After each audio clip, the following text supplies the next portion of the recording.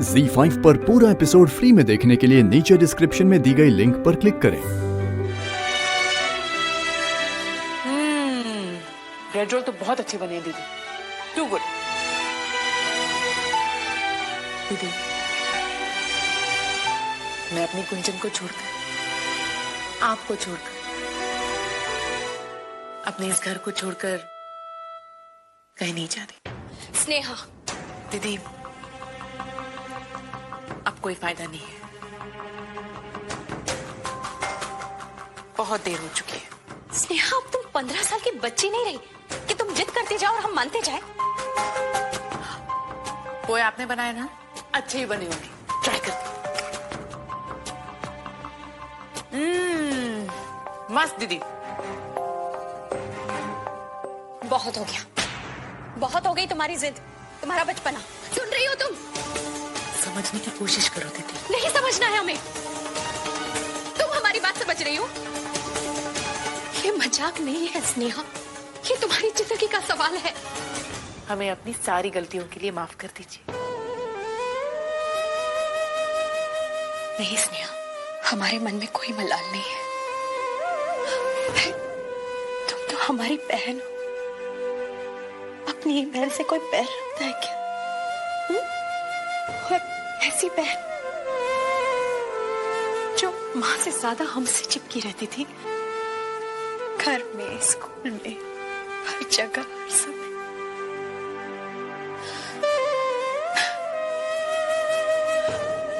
पगली, हमने तुम्हें कभी अपनी बहन माना ही नहीं।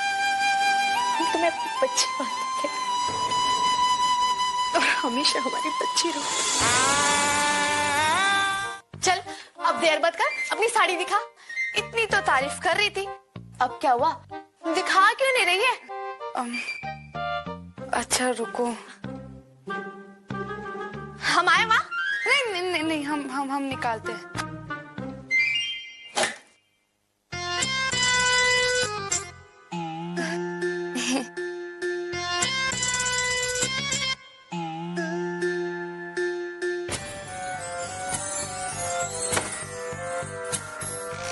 क्या हुआ? छुइया दिख गई क्या? नहीं, हाँ शायद, पता नहीं। छुइया है तो मारना, लाओ हम मार देते। नहीं नहीं नहीं नहीं, वो चूहे दाने रख देंगे ना तो वो चली जाएगी। नमस्ते चाची जी। नमस्ते। नमस्ते चाची जी। नमस्ते। क्या तैयारियां हो रही है?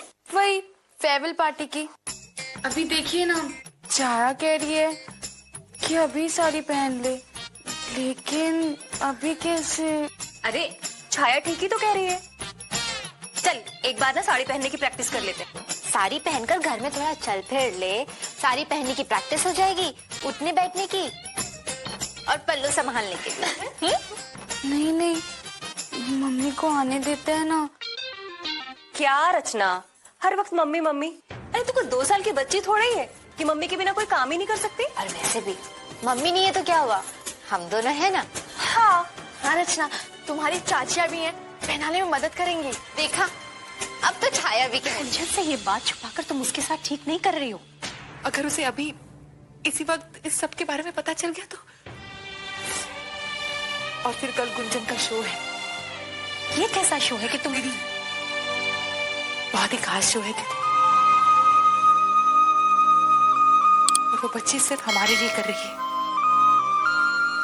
हमें बिना बताए, ये कहकर कि मम्मा मैं स्टेज पर नहीं होंगी लेकिन आपको देखने आना है। हम समझे नहीं, हमें सरप्राइज देने के लिए, हमें खुश करने के लिए। हमारी बच्ची हमारी खुशी के लिए इतना सोच सकती है तो हम उसकी खुशी कैसे छीन सकते हैं दीदी?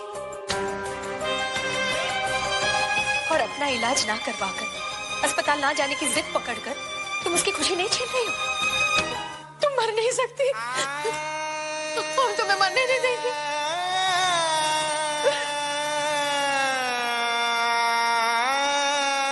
किसकी मौत? कौन मर रहा है?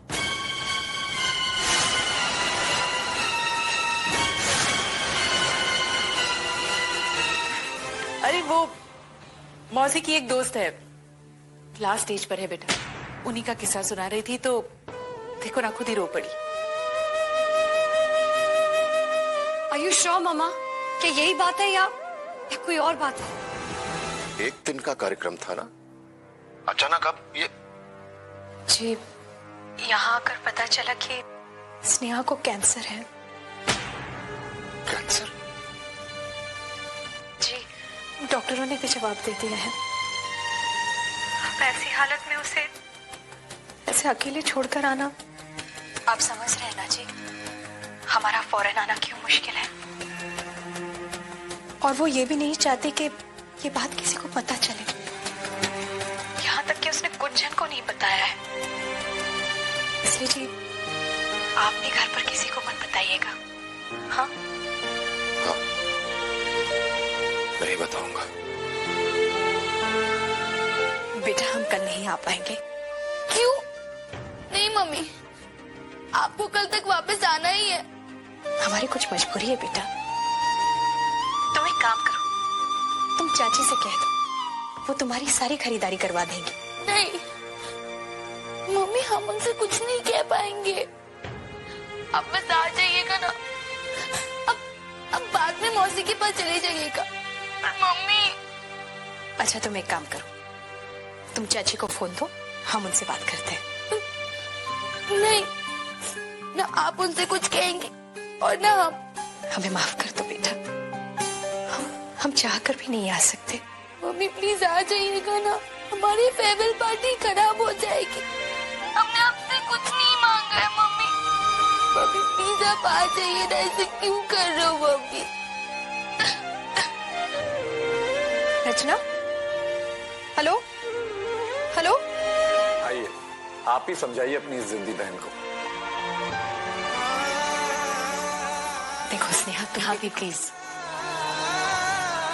इस वक्त मेरा ठीक होना ना होना ये जरूरी नहीं। जरूरी सिर्फ ये है कि गुंजन की परफॉर्मेंस से पहले उसे कुछ पता नहीं चलना चाहिए। दीदी प्लीज।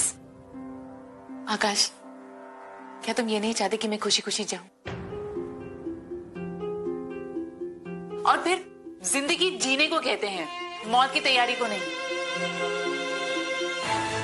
स्नेहा, ये प्लीज।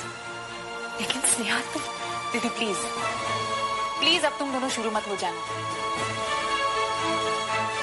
मुझे यहीं रहने दो गुंजन की परफॉर्मेंस तक। मुझे अपने गुंजन की परफॉर्मेंस देखनी है।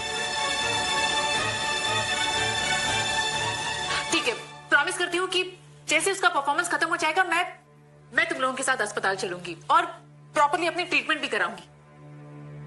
आकाश, गुंजन जितना वक्त उसकी शैल मौसी के साथ गुजारे उतना ही अच्छा है। फिर मेरे जाने के बाद उसे अपनी शैल मौसी के साथ ही तो रहना। स्नेहा, जाने की बात मत करो स्नेहा। तुम कहीं नहीं जा रही।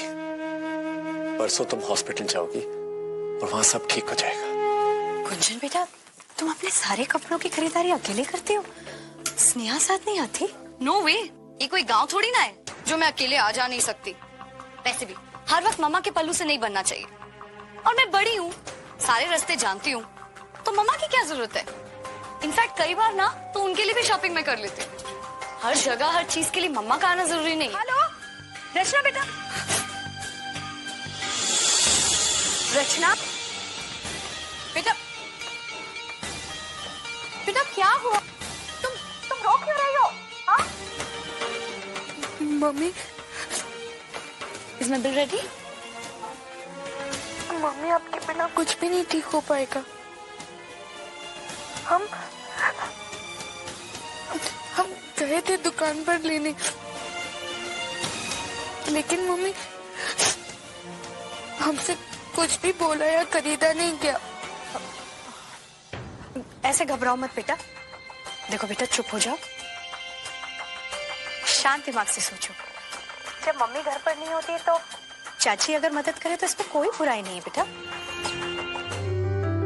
ZEE5 पर पूरा एपिसोड फ्री में देखने के लिए नीचे डिस्क्रिप्शन में दी गई लिंक पर क्लिक करें।